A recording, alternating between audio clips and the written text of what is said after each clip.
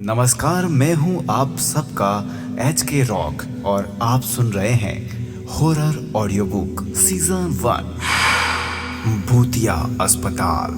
आज जो मैं आपको किस्सा बताने जा रहा हूं वो हमारे कस्बे के भूतिया अस्पताल का है। सारे कस्बे के लोग इस अस्पताल को भूतिया अस्पताल कहते हैं।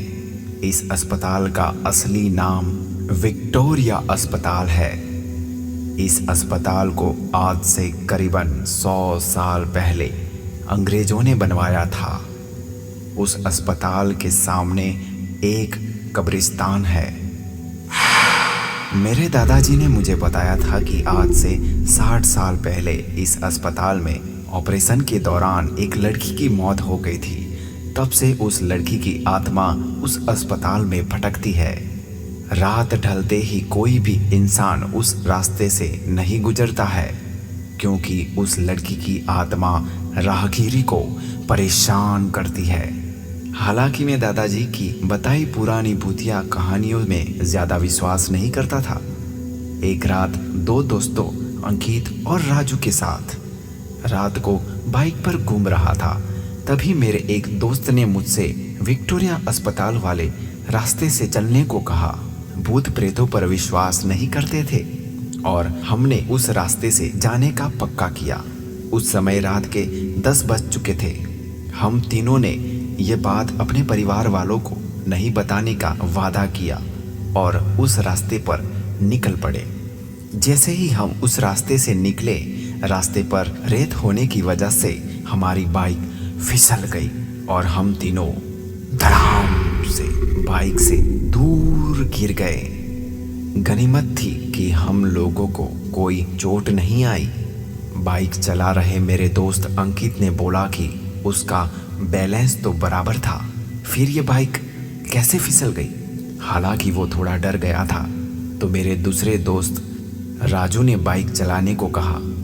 अब राजू बाइक चला रहा था। हम 1 किलोमीटर ही चले थे कि अचानक हमारी गाड़ी का टायर पंचर हो गया और गाड़ी की स्पीड तेज होने से फिर पिछली बार से भी दूर तक फिसलती गई। इस बार हमें कोहनियों और घुटनों पर थोड़ी चोट आई थी। अंकित फिर से बोला कि इस जगह से जरूर कोई गड़बड़ है, हम लोग वापस चलते हैं। लेकिन मैंने और राजू ने उसकी बात नहीं मानी और बाइक उठाकर पैदल चलना शुरू कर दिया। हम थोड़े ही दूर चले कि अचानक किसी लड़की की चीखने की आवाज़ सुनाई दी। ये सुनकर हम रुक गए और अंकित बोला, यार तुम लोगों को चीखने की आवाज़ सुनाई दी क्या? हमने उसकी बातों को अनसुना कर कहा कि कोई आवाज़ नहीं, कोई जानवर की आवाज़ होगी यार। 5 मिनट चलने के बाद फिर वही चीख फिर से सुनाई दी। इस बार तो हम दोनों को भी थोड़ा डर लगने लगा। हम तीनों ने वापस चलने के बारे में सोचा, लेकिन हम रास्ते के बीच में आ गए थे।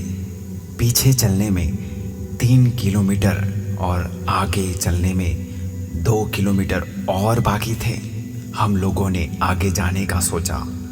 थोड़ा आगे चलने पर हमें बरगद के पेड़ के नीचे एक औरत दिखाई दी। क्या हुआ होगा इन तीनों दोस्तों के साथ, जानने के लिए सुनते रहिए हॉरर ऑडियो बुक सीजन 1।